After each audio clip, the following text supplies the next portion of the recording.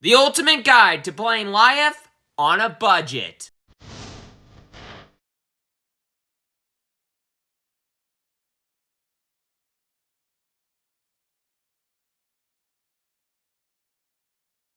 Hello and welcome to the table, and today I'm back with another budget Flesh and Blood deck tech video, this time talking about Lyath Goldmane, and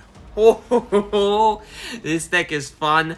There's a couple of cards you can't really play in the CC version of the deck, unfortunately, but this deck is pretty freaking sweet. So let's get into things, starting off with the, of course, Silver Age list. So if you are just getting into Lyath, or you're just getting into Flesh and Blood, and this is the hero that appeals to you, you got a good option to go with in this Silver Age list. If you want to upgrade the list eventually to CC, just wait. Or if you want to go straight to CC on a more budget level, then you can go ahead and jump to that part of the video. But for all of you Silver Age enjoyers, here is Lyath Goldmane, and this Lyath Goldmane has 5 intellect instead of the normal 4, so at the end of each of your turns, instead of drawing up to 4, you draw up to 5. You have 5 cards to start off. It's just like, oh ho ho. It's a big deal. It is pretty freaking sweet. And you have 20 health, but you do have a pretty big downside. The base power and defense of your cards are halved. Rounded up, thankfully. So if something defends for 2, it defends for 1. If something comes in for 4, it comes in for 2. If something has 5 power, it actually has 3 power.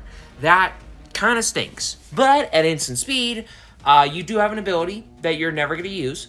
Spending 2 resources and tapping a Lyath to say the crowd boos you. Defending actions you control get +1 defense. And whenever the crowd boos you, you also got an effect saying you create a might token. That booing, might token generation is actually pretty important, but the instant speed ability is not.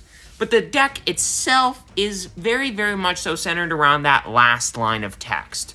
Not necessarily the booing part, but the fact of what might tokens do. Which, if you don't know, might tokens at the start of your turn, pop, give your next attack +1 power for the turn. So, that can be pretty good. But, with your stuff being halved and all, something that would come in for 4 is only going to come in for 2. So in order to get it back up to 4, you need quite a few might tokens. But don't worry, that's not going to be a problem in this deck. So we'll get to that in a second. Besides that, we got the weapon and all the equipment. So Titan's Fist is the weapon. You're not going to really attack with it too often. Sometimes if you got a ton of might tokens and you don't really have a lot else to do, you can just let all those might tokens pop, pitch a blue, and then boom, Titan's Fist to your opponent's face for a sizable portion of damage, hopefully. But so this 3 pitch or 3 cost weapon to attack with has 3 power, but while there's a card with a cost of 3 or more in your pitch zone, it gets +1 power. So that's pretty good. And because it's not an action, it also, isn't halved at all. So it can guaranteed be 3 damage, 4 damage, if you need it. So that can be pretty crucial, especially in this, 20 life setting that Silver Age is set in. So that's pretty cool, too. But this is a one-handed weapon. So where's the other weapon? You have 2 hands, so you get 2 one-handed weapons. Well, in that other hand, we got Steel Braid Buckler. A offhand, basically shield. It blocks for 2 temper, so you can block with it once, then block for 2, and then block with it again for 1. And, 3 defense out of a piece of equipment is actually pretty good when it comes to, the budget side of things. And this is just 1 piece of equipment, so that's pretty solid, in my opinion.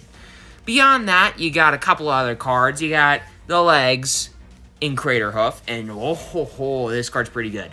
It blocks for 1 battle worn, so you can block with it for 1, and then you can do some other stuff, like that action speed ability to spend 3, destroy it, the Crater Hoof, and then say your next Guardian attack action you play this turn from Arsenal gets Dominate, and this effect has Go Again. So basically, you can pitch a blue, make your next thing get Dominate if you did everything right, and then that's pretty good, because if something's big enough with enough might tokens and other ways to make the thing bigger, Sure, its base power can be cut in half, but if it's still big enough and it has Dominate, your opponent can't really do much, and then they lose.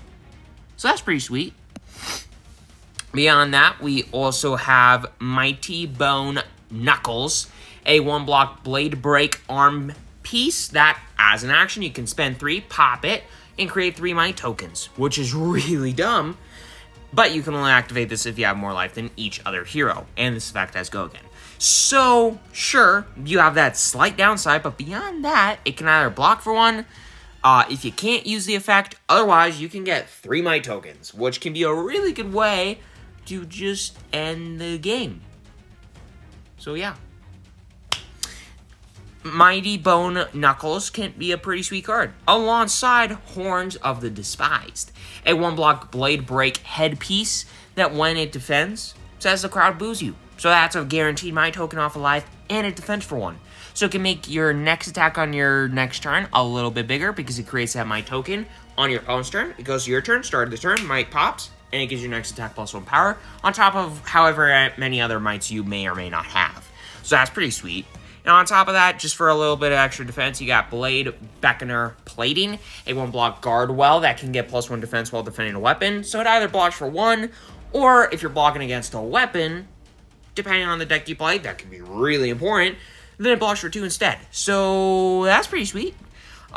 Just something that has that kind of flexibility can be really good for you.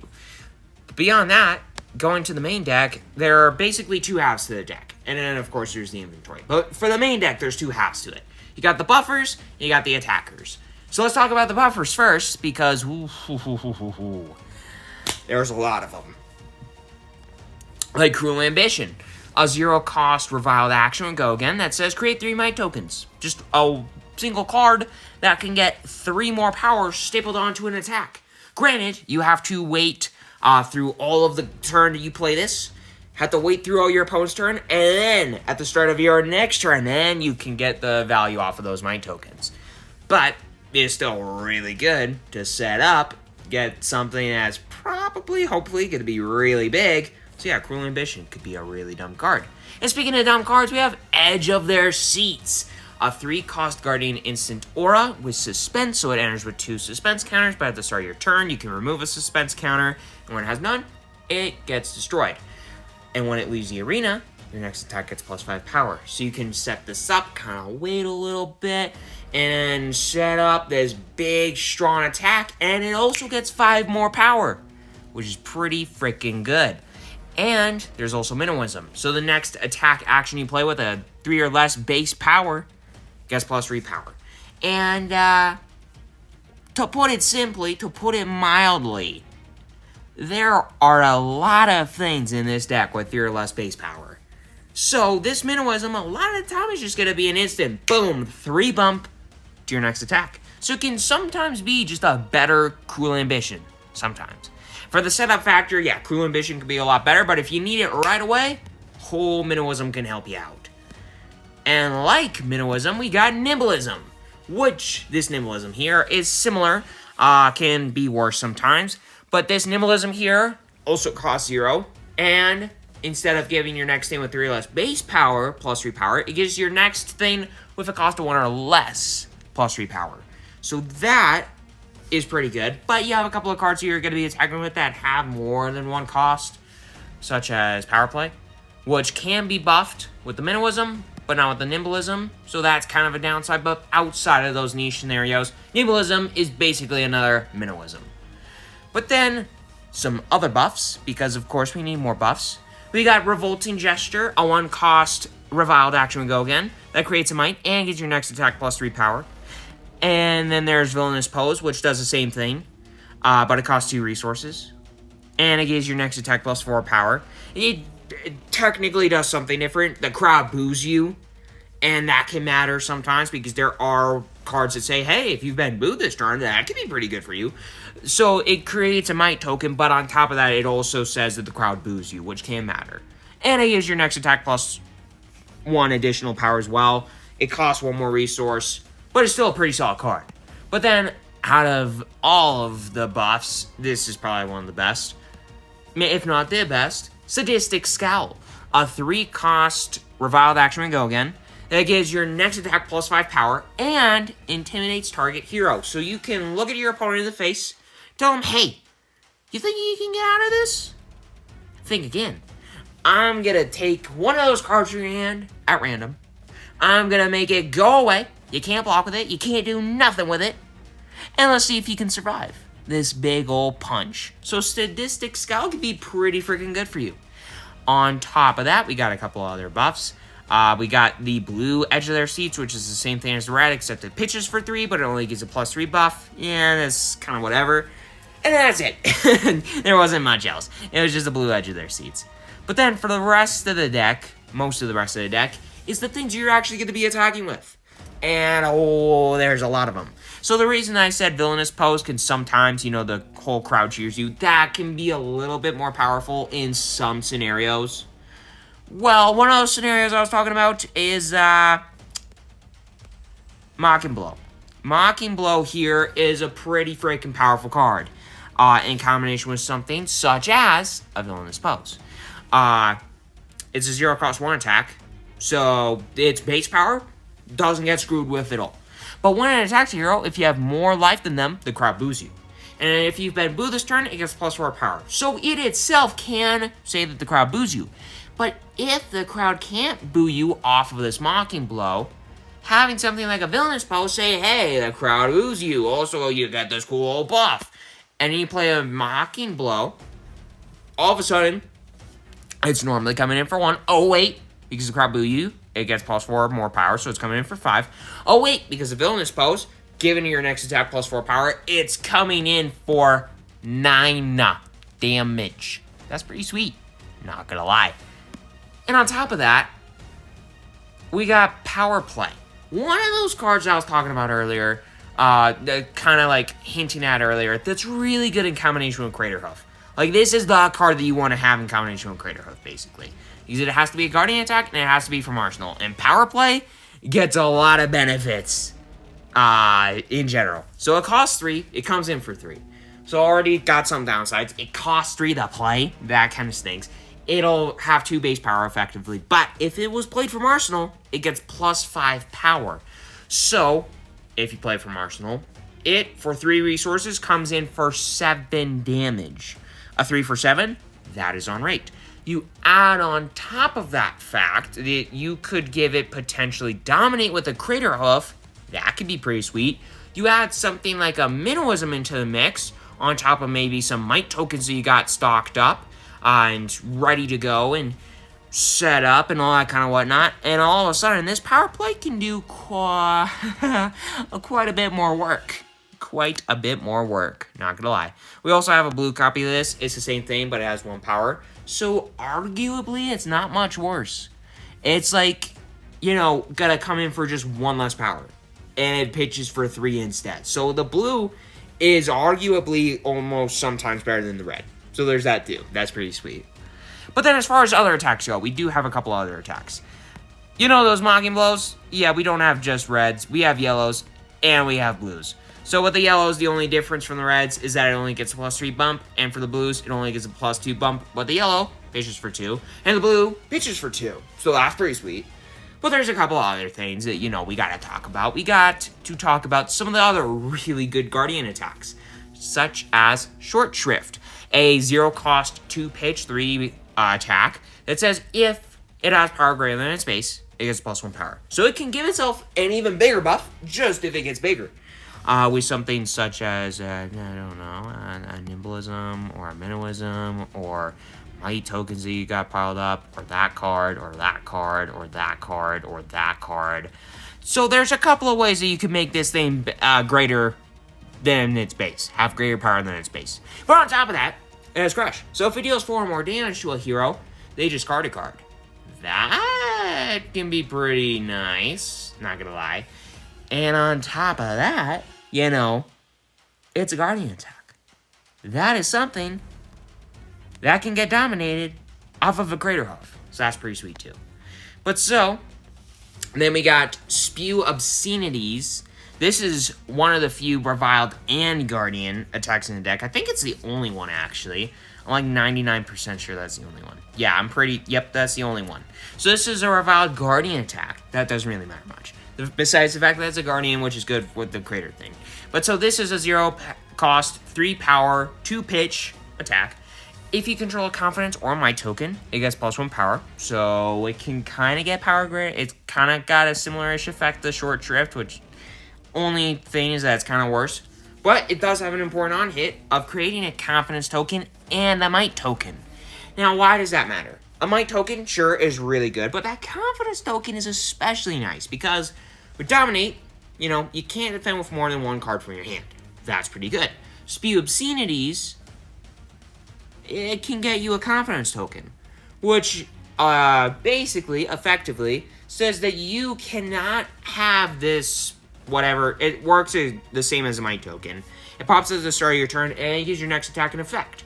Not +1 power, but it cannot be defended by more than 2 non-block cards.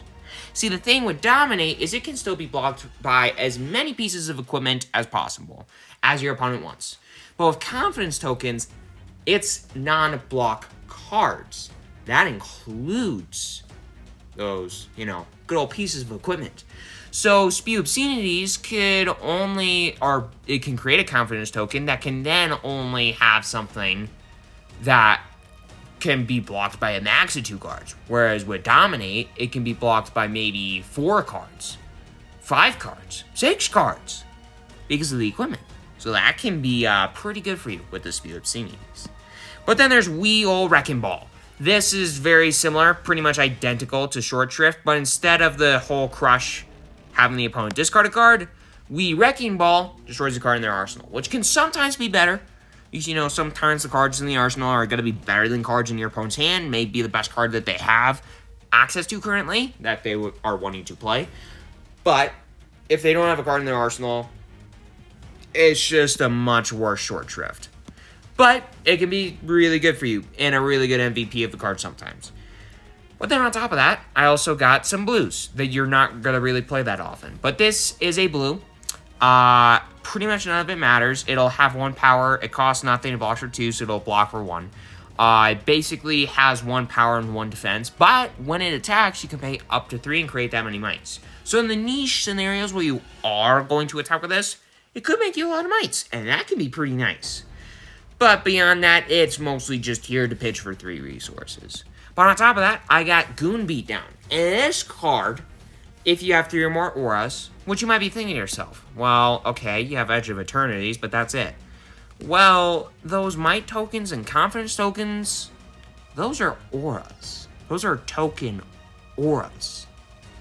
So, Goon Beatdown, if you control 3 or more auras, that's not too much of an ask. Gets +3 power, and when it hits, the crowd boos you. And it's also a 0 power, 1, it's a 0 cost, 1 power, 3 pitch, 3 block. Effectively a 2 block in the deck. But so that's really good, because it can come in for 4, it can get the crowd to boo you, which can get you more might, it can pitch for 3, it can block for 2, which in this deck is fine. And, Goon Beatdown overall, yeah, it's pretty sweet. It can do a lot of work if you need it to. Otherwise, it just pitches for 3, which is not bad either. Then there's Instill Fear, which is 1 power, 3 blocks, 0 cost. When it attacks a hero, you intimidate them. That's great. If worst case scenario, if you just need to get a ton of stuff and make use of those Might tokens, all those Might tokens, and you really just need to send something big into your opponent, this can still do some work because it can strip a card from their hand, make it that much harder to block this, and maybe make it that much harder for them to still stay alive through the attack, maybe, depending on the situation, I don't know. Or you can pitch for 3, which is more than likely what's going to happen. But there is still one card that I haven't talked about, and that is Oasis Respite. See, this deck is not defensive. It is not defensive at all, might I add. You are basically not going to block with this deck unless you absolutely have to. You want to set up, you want to do as much as you can to play the biggest things you possibly can. You want to play big old dumb things. But if you need to defend, Oasis Respite is in the deck effectively as kind of a defense reaction, but worse because you don't really have access to a lot of good blocking cards in Silver Age. So, this pitches for 1, it doesn't block for anything, but it does cost 1 to get the effect saying prevent the next 4 damage that would be dealt to you this turn by a source of your choice. And if the opposing hero has less life than you, or if you have less life than each other hero, you can gain a life. So it can effectively get you 5 life, which can be really sweet. And on top of that, it can be something that can prevent arcane damage as well, which is really nice. Because when playing against, decks that have arcane damage, defending is a lot harder anyways. And having your only real way to defend be good against both physical damage decks and arcane damage decks is pretty sweet. So Oasis Respite is in the main deck, mostly as a way to, if you need to defend, it's there for you, and it can basically be a 2-card 5, which in this deck isn't horrible by any means, as far as defense goes.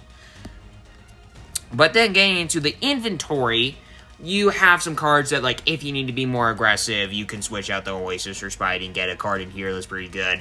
But for a majority, it's, more ways to defend.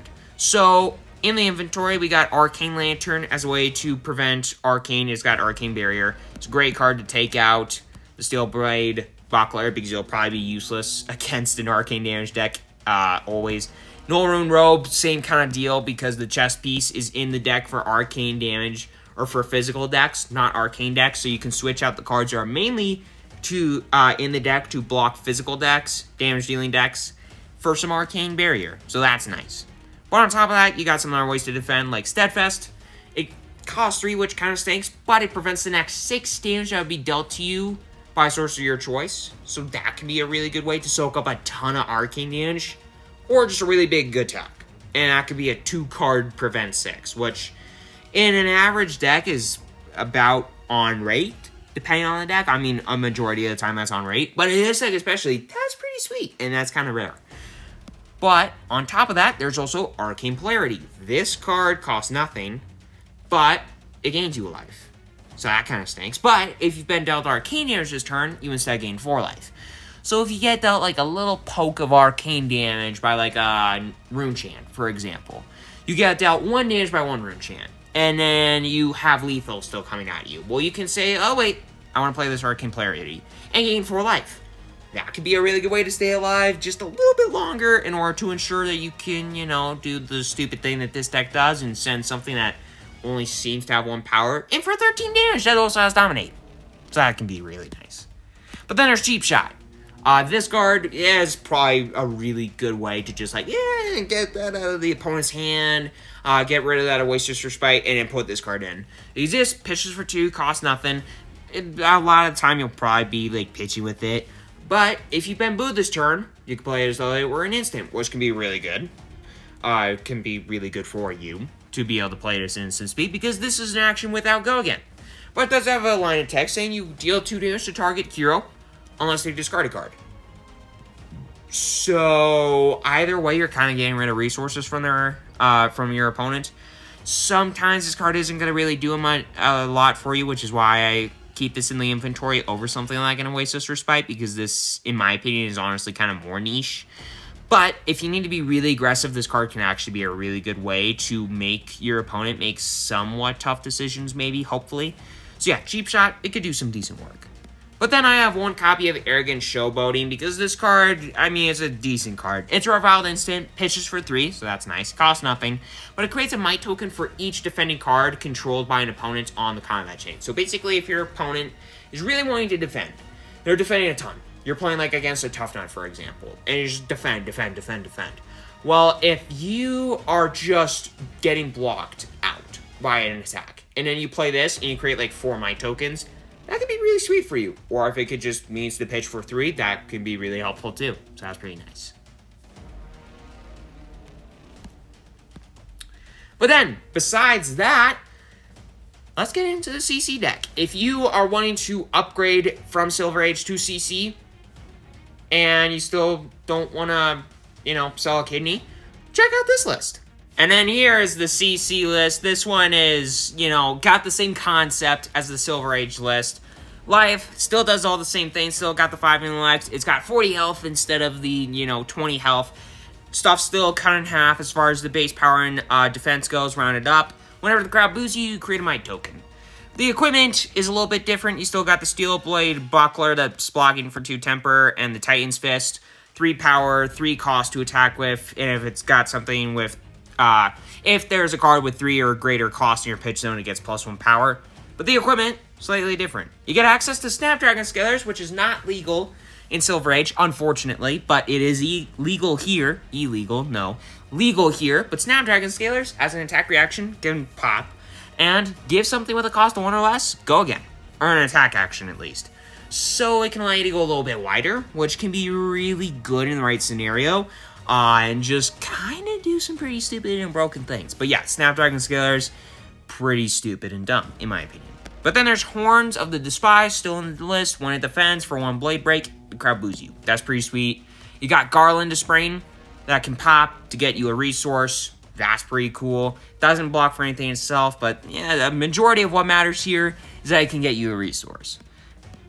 But then there's Attention Grabbers, and this card is a really good arm piece that kind of stinks that you didn't really get access to in the Silver Age version, because the thing with Edge of their Seats that makes the card way worse in Silver Age is because of the fact that it takes a lot longer for this card to actually, go off and get you that +5 power bump, because it enters with 2 suspense counters. That takes 2 turns for it to, get the whole bump. Get that to actually come into play. But with this card, it can block for 1 blade break, but when it defends, you can remove a suspense counter from an aura you control, such as an Edge of their Seats, and then this blocks for +2 more defense. So it can block for 3, that's already great. It can make something like an Edge of their Seats just be that much more powerful, and yeah, that's pretty sweet. But then getting into the main deck itself, it's still got the main game plan of like half of the deck being, alright, let's create a bunch of might tokens, let's just make the opponent have to deal with these really big attacks that get bumped by cards like Nimblism, and play, some pretty good attacks such as Nimby, which you get access to now in CC, not in Silver Age because it's banned in Silver Age. This is a 3 power that can get a Nimblism, get into your hand. You get Bully Tactics, which is a 3 power that costs nothing to attack with. But when it attacks, you can pay up to 3, intimidate your opponent that many times. That is stupidly broken.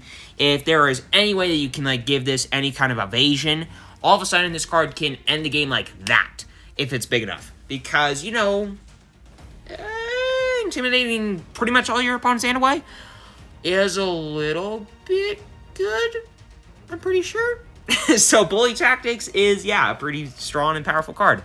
Besides that, you get access to cards like Premeditate, really good ways to bump your stuff, on top of, getting you some extra value off the Ponder tokens and stuff like that.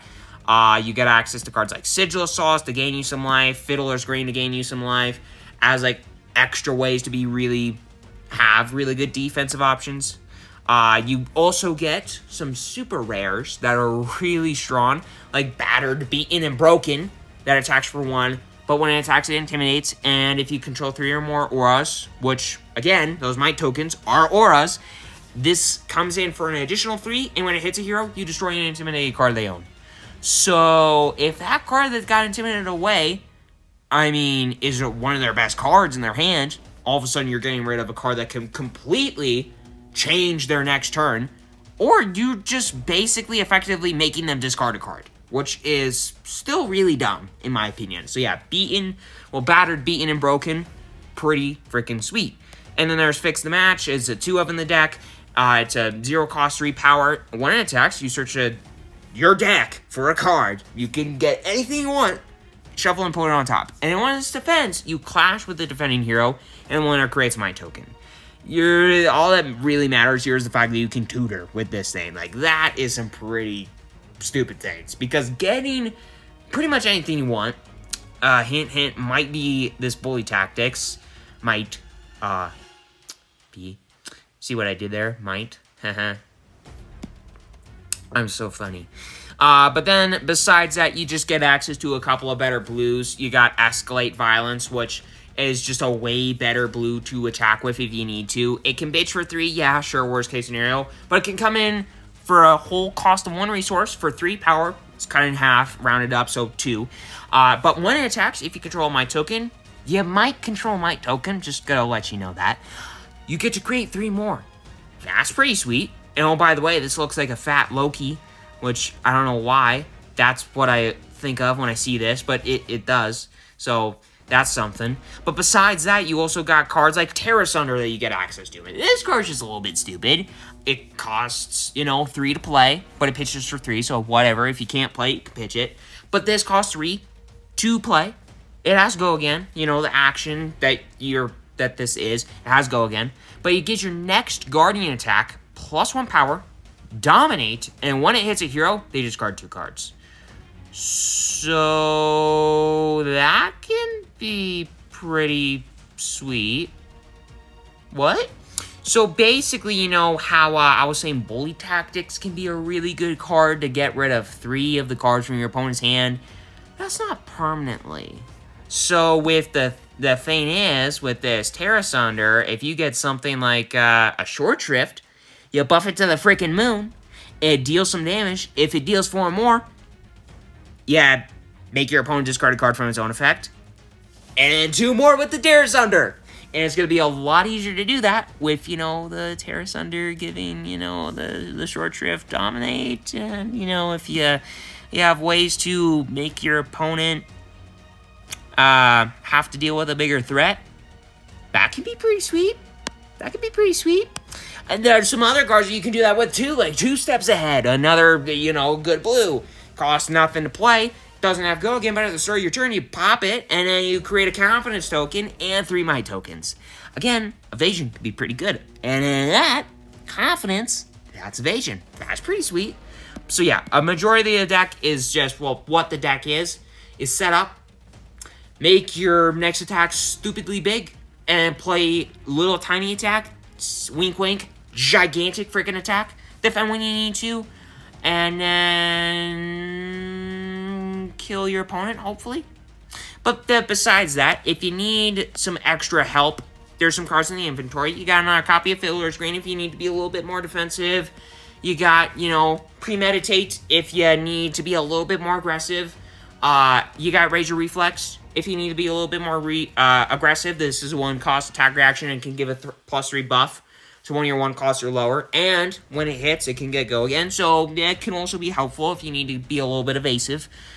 So that can be nice. But Razor Reflex mostly in there is a pretty sweet attack reaction and can bump something. Maybe that has Dominate. But besides that, you gotta waste this Respite to be a little bit more defensive against those arcane damage decks, because this can soak up 4 damage from anywhere you want. That could be pretty sweet. And you also got Blessing of Serenity, that the next time you be dealt physical damage, you prevent 3 of that. So that's sweet. That's pretty sweet. But yeah, a majority of the deck is just same as before. Set up, attack for a big, stupid amount of damage. Go wide if you need to. Be defensive if you need to. Get a little extra help where you need in the inventory. And yeah, hope that you just do dumb things. Because this deck, it's not what I thought it would be when I first saw this hero come out. It's like, I thought, yeah, it'll be a little bit defensive. It might do this, it might do that, it might do. But I think this version probably would have worked out better, because I think this deck being more defensive probably would be awful. But the thing is that this deck is really fun. And of all the ways that Lyath could have gone, I think this is honestly the most fun. So if you are wanting to get into Lyath, or you're now wanting to get into Lyath, whether it's Silver Age or CC, here are some lists that can help you out. And I hope they do help you out. And with all that aside, I hope that you all enjoy this video. Make sure you hit that subscribe button. Hit that like button. It's completely for your own credit. And have a great rest of your day, everybody. See you next time.